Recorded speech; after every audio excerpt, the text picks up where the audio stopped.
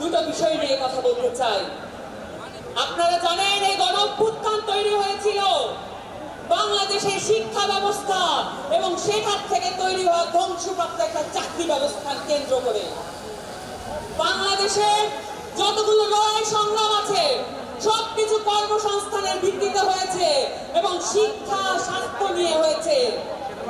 এই জায়গাগুলোতে যদি আমরা মনোযোগ দিতে না পারি তাহলে আবার বাংলাদেশে একটি গণঅভ্যুত্থান এবং বিপ্লব সংঘটিত হবে।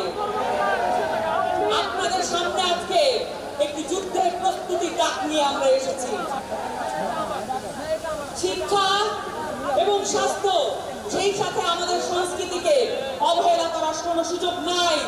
আপনারা জানেন বাংলাদেশ আওয়ামী লীগ এই ফ্যাসিস্ট দলটি বাংলাদেশের শিক্ষা এবং বাংলাদেশের সংস্কৃতিকে ধ্বংসপ্রাপ্ত করার জন্য বাংলাদেশের প্রত্যেকটা রাষ্ট্রীয় প্রতিষ্ঠানকে ব্যবহৃত করেছে। এই রাষ্ট্রীয় প্রতিষ্ঠানগুলোকে আমাদের মুক্ত করতে হবে। আমরা এটা জানি শিক্ষার সাথে একমতের সম্পর্ক। আমরা আমাদের বাংলাদেশে নতুন উদ্ভাবনী ক্ষমতা একমতের সাথে সম্পর্কিত করতে চাই। বাংলাদেশের শিক্ষা হবে সার্বজনীন। এই শিক্ষা শুধুমাত্র কতিপয় ব্যক্তিকে জাতে উঠার টুলস হিসেবে ব্যবহৃত হবে না। এই শিক্ষা হবে প্রত্যেকটা মানুষের। ওই পথশিশুর বাবা যে পথশিশু এই অভ্যুত্থানে নিজের প্রাণ দিয়ে দিয়েছে।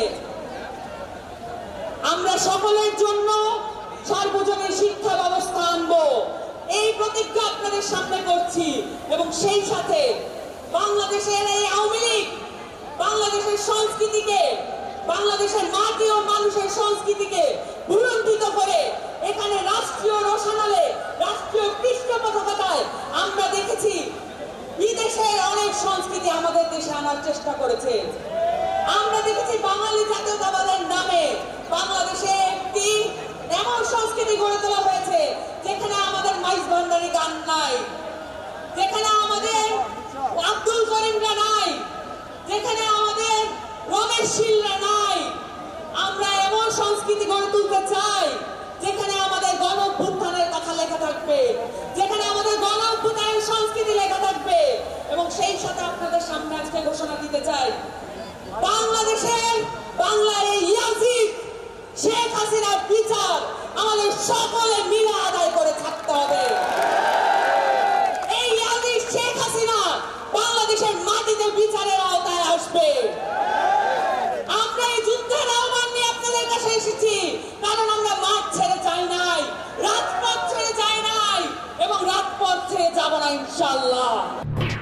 এলো খবরের কাগজ, নিখাত, নির্ভীক, নিরপেক্ষ।